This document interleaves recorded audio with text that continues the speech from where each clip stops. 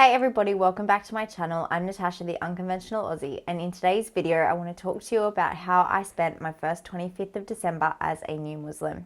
Now, just to give you a little bit of a background on how I would traditionally celebrate Christmas, is that it's always been a really special and treasured time for me and my family. I have so many positive memories of Christmas, and that goes all the way into us decorating the tree as a family, putting up Christmas lights on the house, and going around the streets and looking at everyone else's Christmas lights. We would attend midnight mass on Christmas Eve every year, and on Christmas Day itself we would get the whole extended family together and eat lots of food, have lots to drink, have lots of sweets, and exchange lots of gifts. So naturally, growing up, I couldn't wait to be able to create new memories and create new traditions with a family of my own one day. So now that I'm living in the UK, and for those of you who don't know, I have two young daughters and an amazing husband who is in fact a Muslim. So in 2018, when our first daughter was born, I couldn't wait and I was very eager to start creating those memories for Christmas. But I was getting a lot of resistance from my husband and I really wasn't too sure why.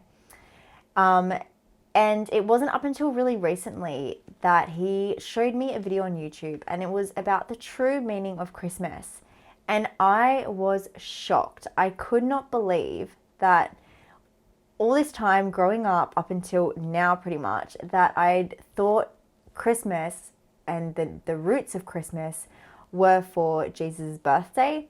But in fact, it actually goes back into the roots of paganism. And I was so shocked. But this didn't really change my opinion. I still loved Christmas and I still intended on celebrating Christmas every year.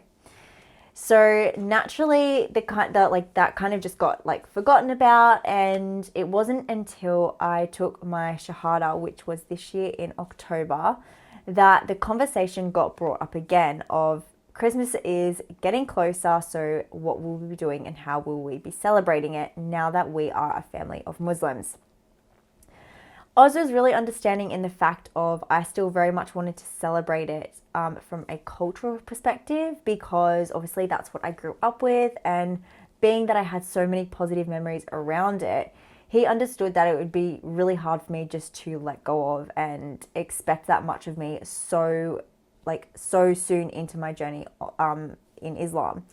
So he really understood that I wanted to celebrate it, but he very much made it clear that he didn't want to celebrate it and he couldn't really be a part of it because of the religion and how much it went against Islam.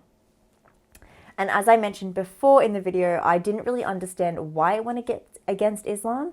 So this is kind of the time that Oz and I took to really learn about it and dive a little bit deeper into the roots and why if I wasn't going to be celebrating it from a religious perspective and only a cultural one, why was it such a big thing still, and why was it a big no-go zone?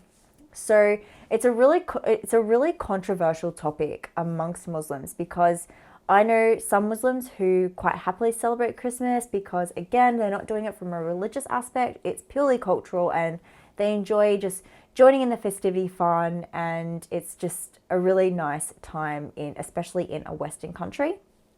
But then I also know other Muslims who are on the complete other end of the debate, saying, no way, we shouldn't be having anything to do with Christmas.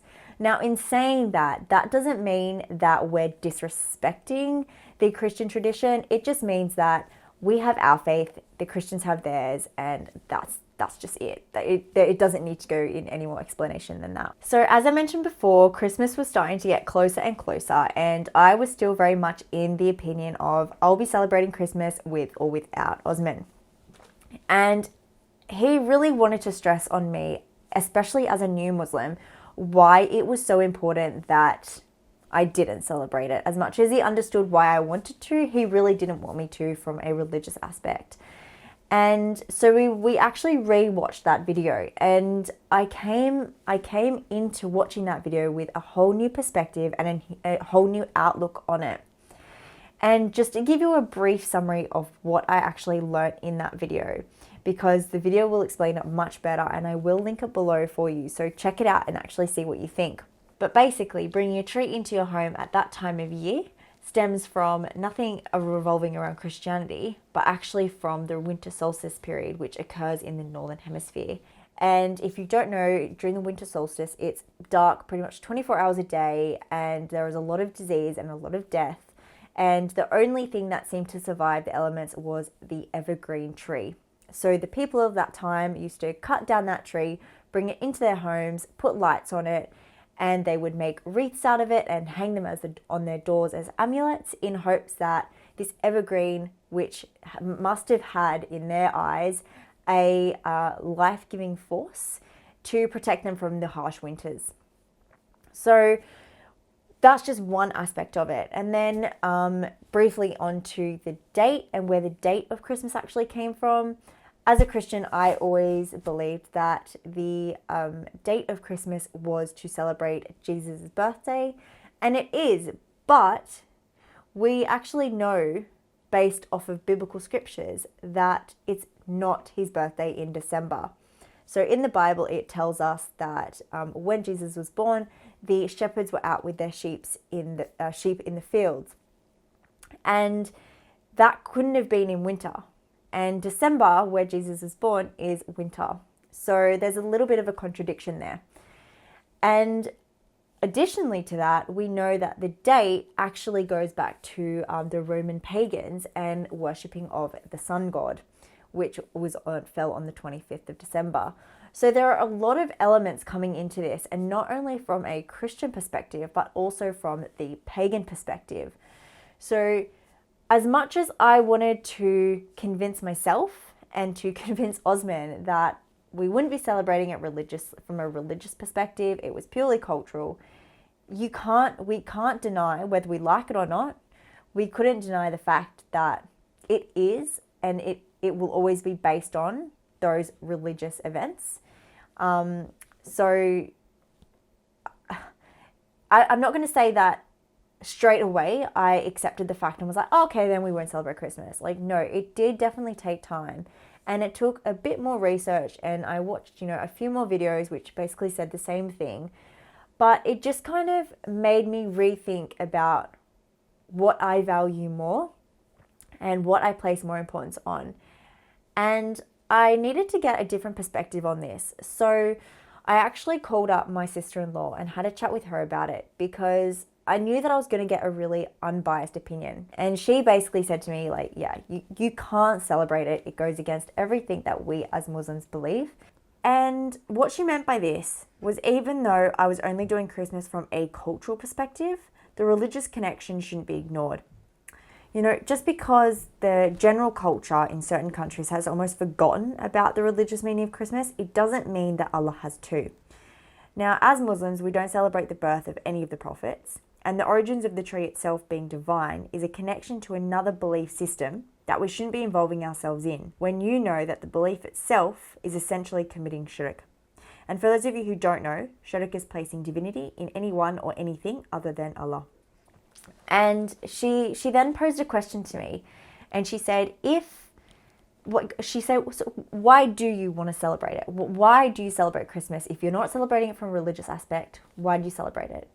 And I just said, it's a great time. The whole family comes together and we have so many happy memories. I love putting the decorations on the tree, and it's just such a joyous time. And she said, well, does it have to be on that day?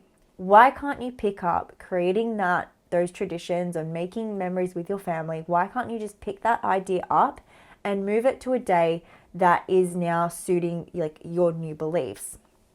And obviously she was alluding to the fact of Eid. And I had no response to that. I was kind of just like, that's a really fair point, and one that I hadn't really thought of.